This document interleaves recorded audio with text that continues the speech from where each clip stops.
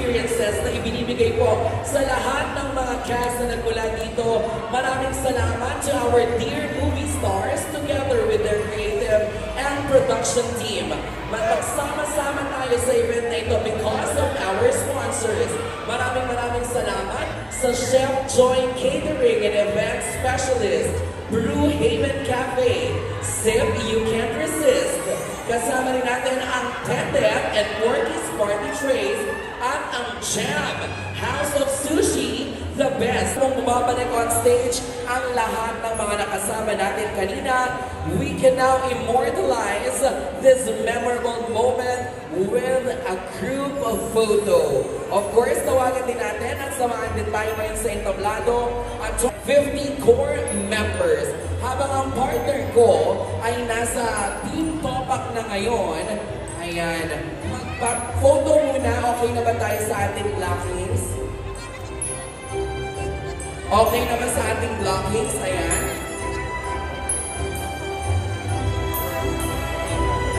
Everybody, meron po tayong official photographer sa gitna. Photo daw po muna, and then after ng photo, kakaway-kaway naman daw po. Okay. Let's start with the photo. And 3, 2, 1. Okay, kuya, wala nagagalit. Susunod, video naman po tayo. Ayan. Kakaway po lahat. Habang tayo nga po ay talagang magkakasama na ngayon, sasamahan po tayo ni Chairman Artes para magbigay po siya ng mensahe para sa lahat. Chairman?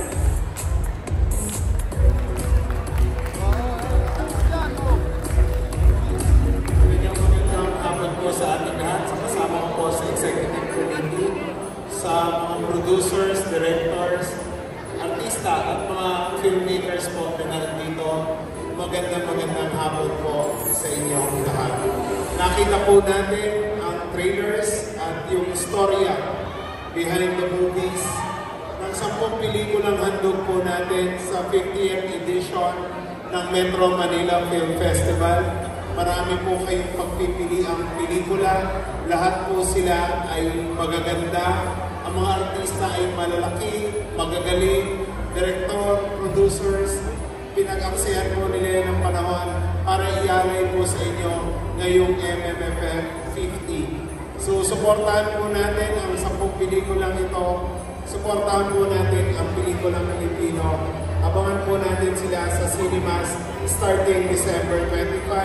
Meron po tayong parada ng artista sa Maynila sa December 21 at awards night sa Soler December 27. So, kita-kita po tayo sa sinihan. Magandang hapon po sa ating lahat. Maraming salamat po, Chairman Artes, and thank you so much din, Chairman, sa napakagandang MMFF 15th edition po. Thank you so much. Ngayon, kanina bago po kami nagsimula ng action, inanunsyo po namin na meron tayong mga drop boxes sa ating harapan. Yung isang drop, itong box na po na ito. Nag-iisa na. Okay. Team Topak, which is ikaw lang yung nahin. Ikaw lang yung sasagot dyan. Okay. Tama. Topak, for Miss Silvia Sanchez. Totoo ba ang dalawa ang ratings ninyo sa MTRCB? Please explain.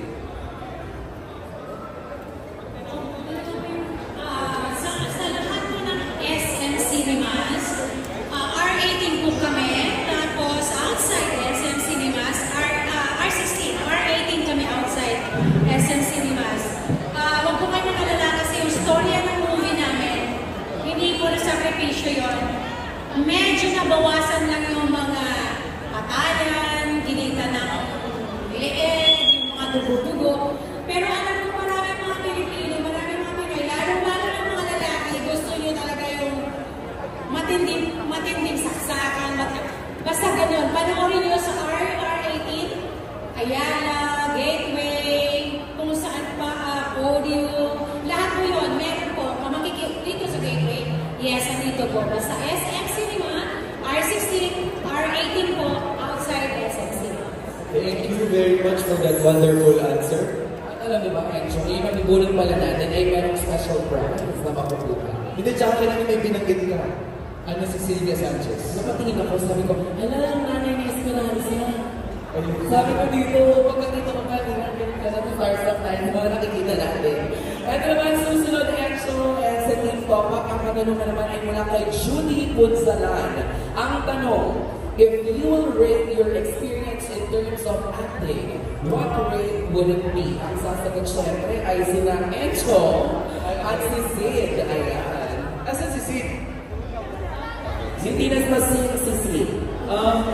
Dun po sa tanong, gusto ko pong sagutin na, hindi, to be fair, totoo pala yung tatak Somes. Because Richard Somes did really, ito talaga yung strength niya as an action director. Dinala niya yung minahal natin 90s action film ng Pilipinas to the modern times. And I'm so proud kasi even the foreign press appreciate the film Topak.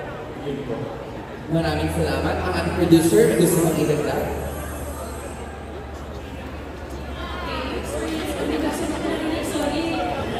Again, ang tanong ni Taibian, syempre si Enchong sumagot siya bilang isa sa mga cast ng pelikula. Pero as a producer, ano yung masasabi mo or kung bibigyan mo ng rating yung mga aktor na nagsipagganap sa Topak, ano mo ang i-rate mo sa kanila? Hindi ko po ito ipapasok sa Metro Manila Film Festival tong Topak kung alam kong hindi marunong umarte ang mga artista ko.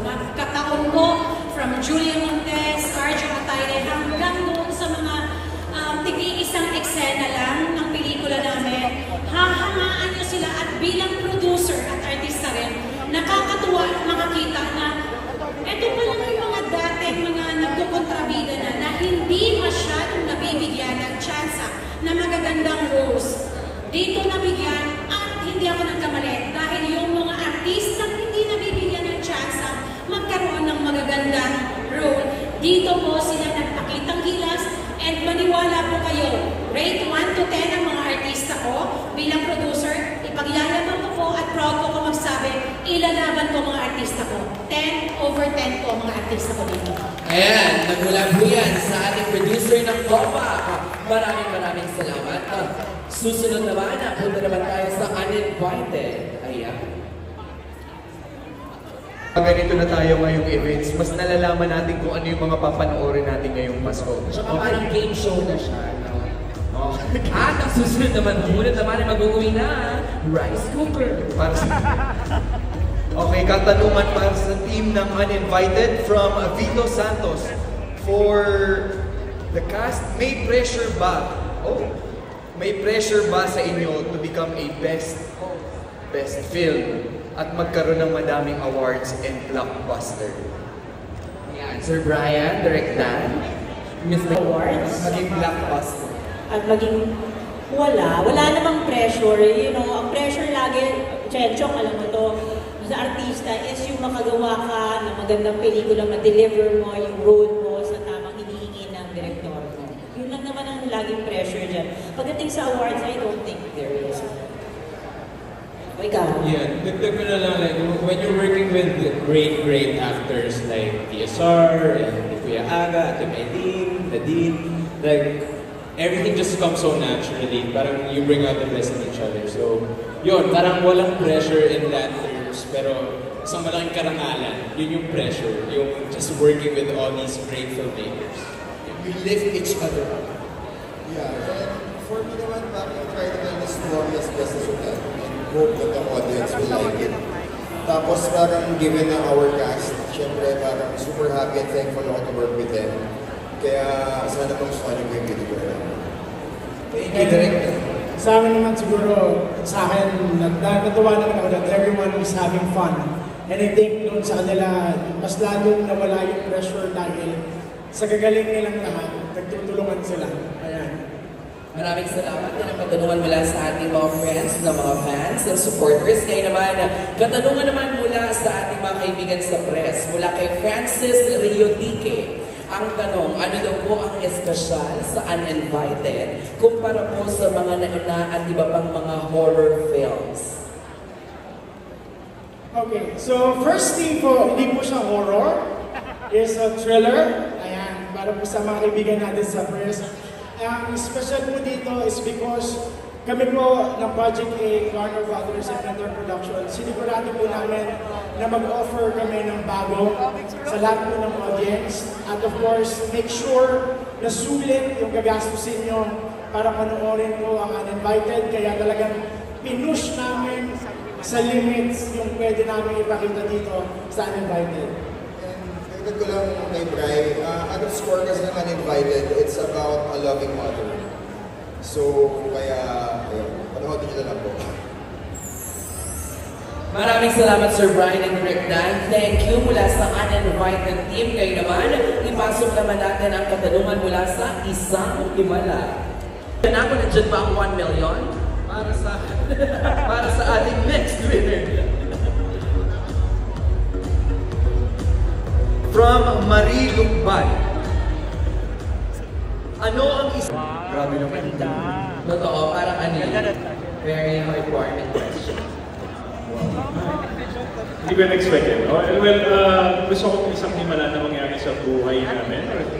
Well, siguro, for the film to be watched by many people, kasi siguro sa MMFF and also, we're entirely composed of stage and theater actors. So, yun lang, isang himala na sana maka-reach out to more Filipinos because as Filipinos, we are very musical as a people. So, Maraming salamat. Ito pong nabunod ko ay tanong mula kay Kuya Mel Navarro ng Tempo. Kaya lang po, paano po yun? Wala po si Aisel po. Kasi ang nakalagay po, for Aisel Santos.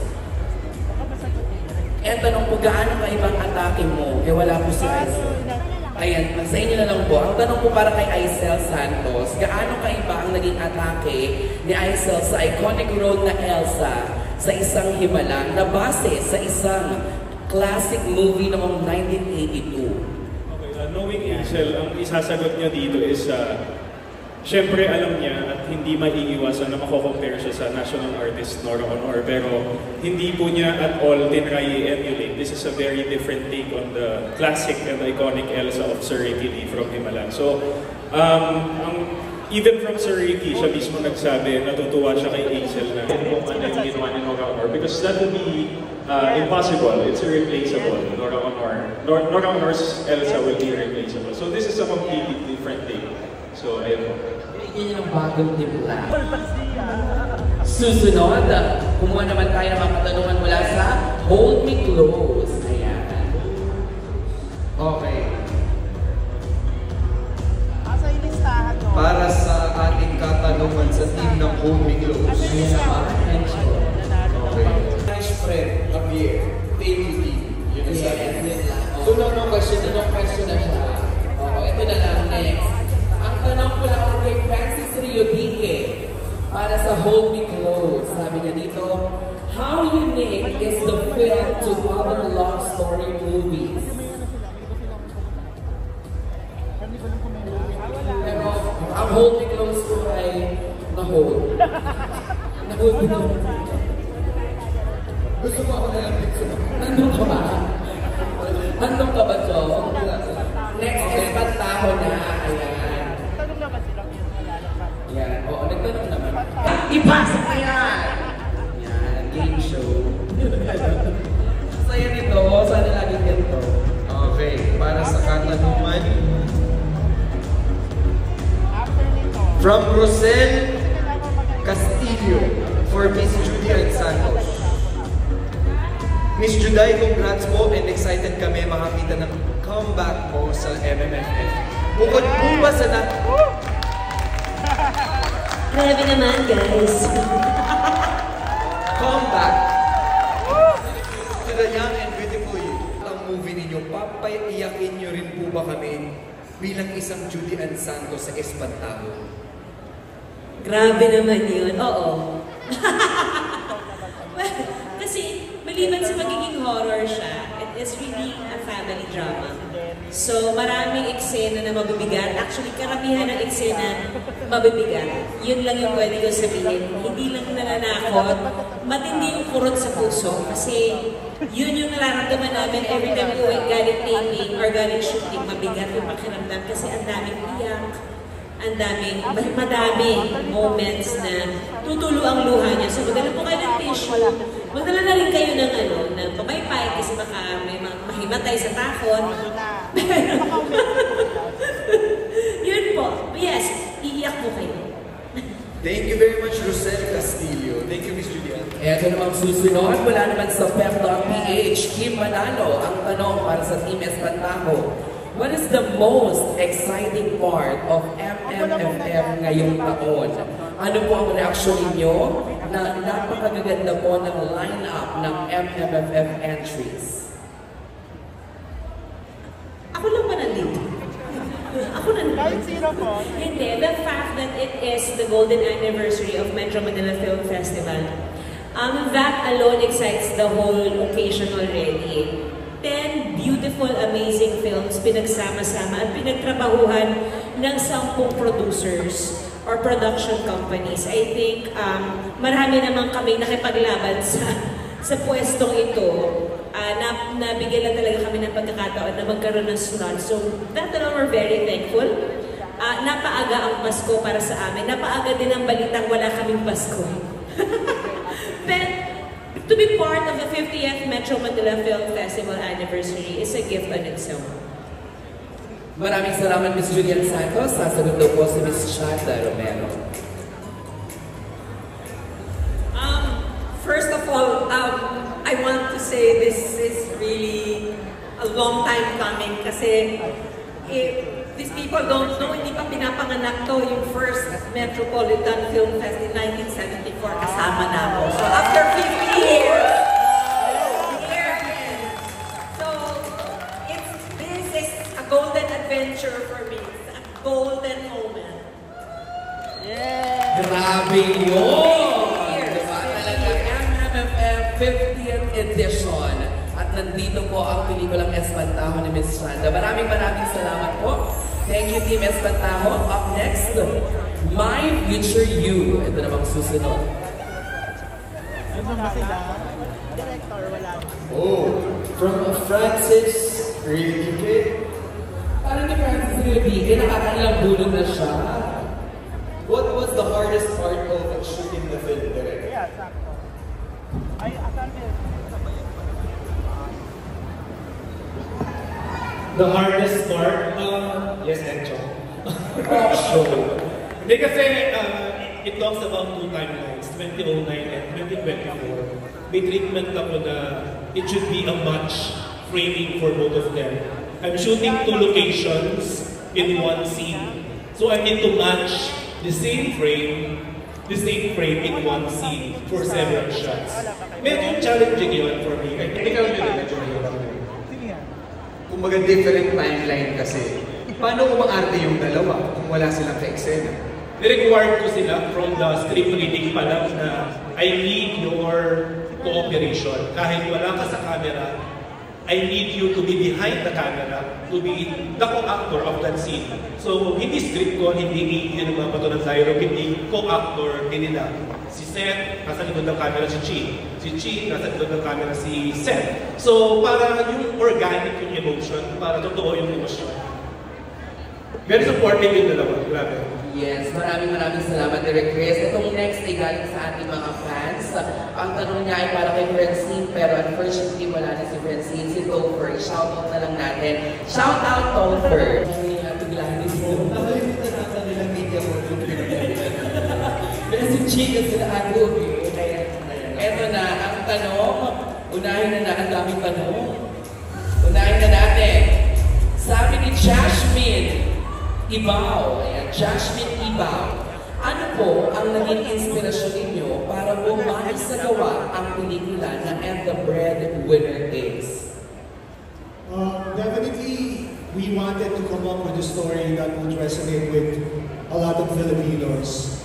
And we thought that, we are all part of this culture, breadwinner culture. Matagal na natin siyang pag-uusapan. Ang mga breadwinners natin, matagal na rin maraming kinikimkim. And this is the time that we get to tell their stories from their point of view. It's a story about a family, pero pinapakita din natin kung paano pwede magkawatak-watak at at the same time, maging mabuo sila sa journey na to, trying to recognize the worth of a breadwinner in your family. Maraming salamat, Direk June. Kasama ni Direk June, of course, isa rin natin director ng And the Breadwinner, diba? Direk Percy Intanane, yun po. Ito naman yung susunod nating tanong from Virgie San. Basta yun. Okay. Ito para kay Uge at kay Gladys. How can you relate your movie to us, senior citizens? Thank you. Kasi wala naman, hindi niya yung nilagay. Para daw sa mga senior citizen ko, ito nga talaga. Okay, kasi inaaminin ko na. Magka-batch kami ni Chanda Romero noong 1974. Naalala mo? Ano ba? Oo, akalain mo mamo tayo ngayon. 2024, Chanda. Kasama si Tony Abuel. Alam mo yan? Oo. So, masaya ka na, Encho. Tanong kasi ni Virgie yun, how can you relate this film to the senior citizens? Bakit ako? Nabulot lang yan, Ate Uge. Nabulot yan. Ba't magaling sa akin? Hindi, ako sa akin yung mga senior citizens. Oo. Bakit ako nga? Gladys nga, itigil na lang. Ito na lang. Ricky Lee, pakipaliwanag. Bakit kailangan panoorin ng senior citizens? Ang breadwinners. Hanapin nila yung mga promo. Ay, ito na lang. Directors. Baka pwede tulungan mo ako. Paano ba ipapaliwanag? Ito na lang. Ito naman kasi si Encho, ang gulo-gulo. Pasensya na po kayo. Ito na lang, seryoso na lang. Hindi lang naman senior citizens ang kailangan manood, Encho. Oo, pati ikaw. Yes. At saka tayong lahat. Kasi parte ito ng katotohanan sa pamilyang Pilipino. Lahat tayo may kilalang breadwinner. Baka ikaw ang breadwinner o yung kapatid mo matagal nang pasan-pasan ng pagiging breadwinner. So panahon na para mapanood natin. Ito ay unique sa kultura ng Pilipino na bakit nga ba sa isang pamilya may isang titindig para sa lahat. So, isipin na lang natin na pag pinanood natin ang breadwinner, baka naman may mensahe ito sa'yo. Baka may kailangan tayong baguhin, di ba? So, mas maganda naman na bawat isa sa pamilya, baka naman pwedeng lahat tayong breadwinner, di ba? So, para sa mga senior citizens, maliwanag na po ba?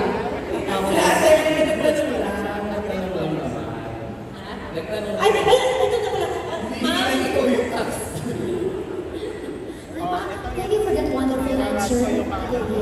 Hindi, mula sa pinakabatang miyembro ng pamilya ko, makaka-relate dito sa breadwinner and the breadwinners kasi nandito sila Kulot, sila Argus, hanggang sa aming pinakamamahal sa Tabalong di Guzman, di ba? Makaka-relate ang mga senior talaga. Kasi syempre, di ba, sa miyembro ng pamilya, minsan may nakatira sa ating lola, ganyan. So syempre, even na nandun ang nanay, ang tatay, ang mga kapatid.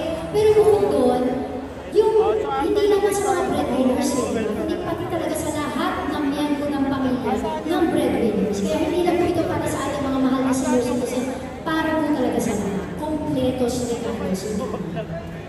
Okay. Thank you very much from the team. Ano bang gusto mo mangyari? Okay. May sinasabi ka. Wala.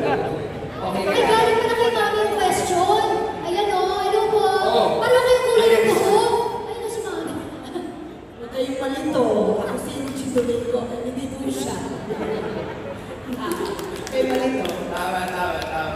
Eto naman, maraming salamat sa team and the breadwinners. Ngayon naman, Green Bones. Ayan. Pero gusto niya mag-shoutout sa team The Breadwinners. Kasi parte siya ng pelikula. Ayun. Okay, next, Green Bones. Ayan, nag-Green Bones na tayo. Yan sa mga press yan, at sa mga fans.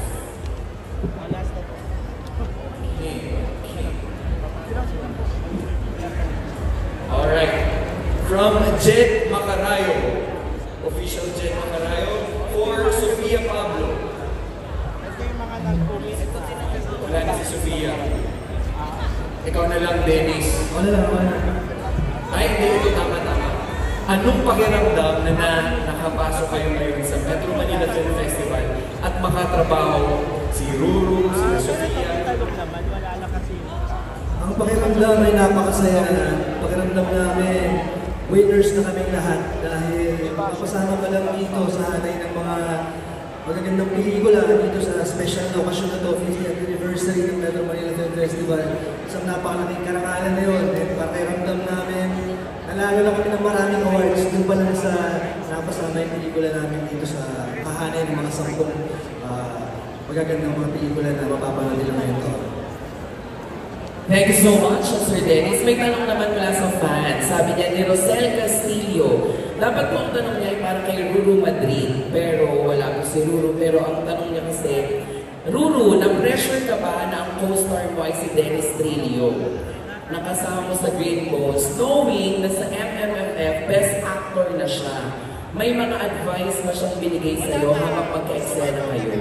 So, may advice ka ba na binigay kay Ruru, Sir Dennis?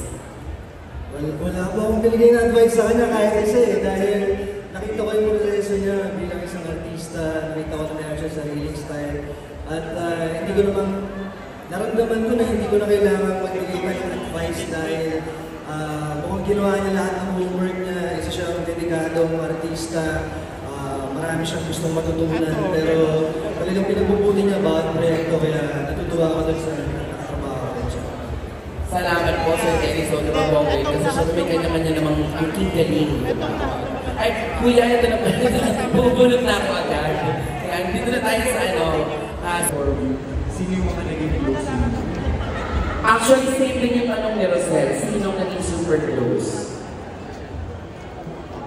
Meron, magkakahiwalay niyo magsundo? Sorry, panis ko lang. Magkakahiwalay, walang mic, okay. Papunta na ako sa tali.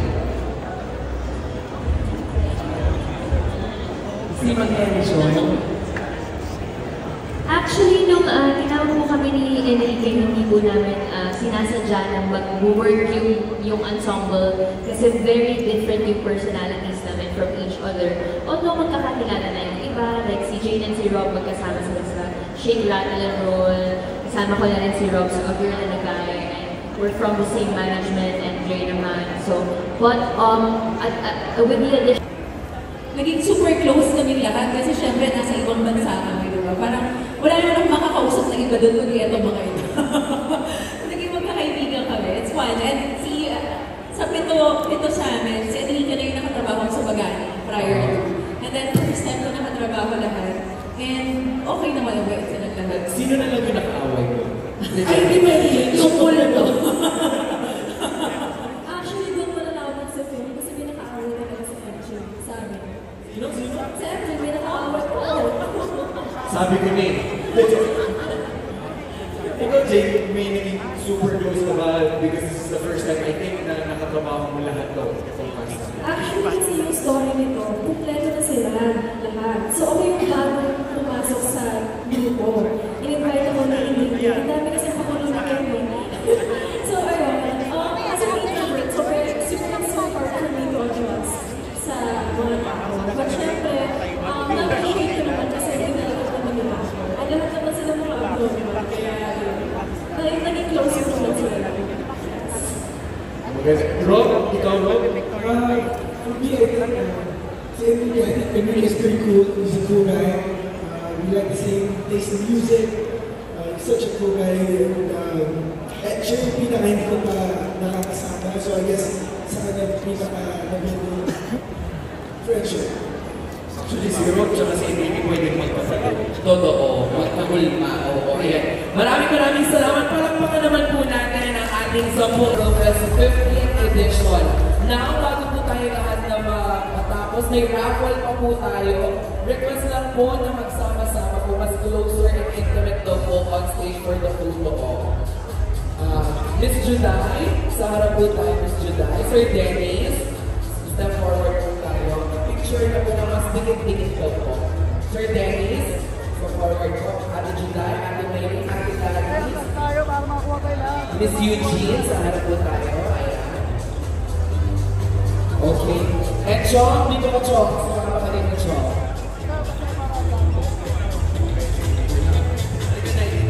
Mas compressed lang tayo. Perfect.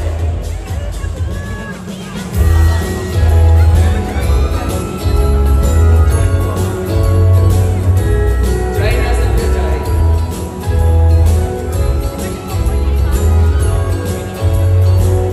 At sa lahat po ng mga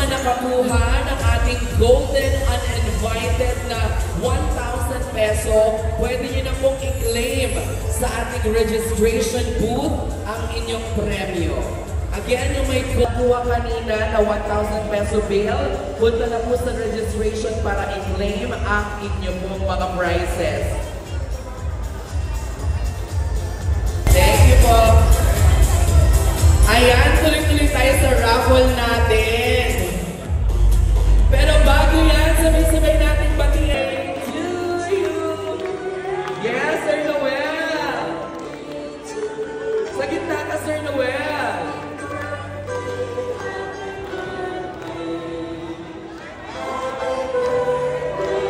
Ayan. Everybody.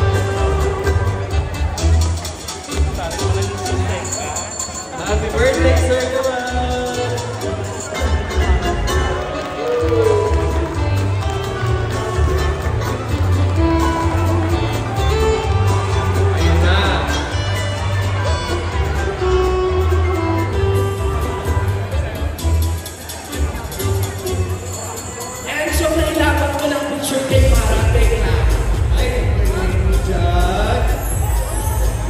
Inilaban ko na. Eto naman ako pa. Wala ka na. Walang gagalaw. Bumalik sa kanya-kanyang upuan dahil meron tayong raffle. Ang bongga. At nasa entablado na ang mga picture taking.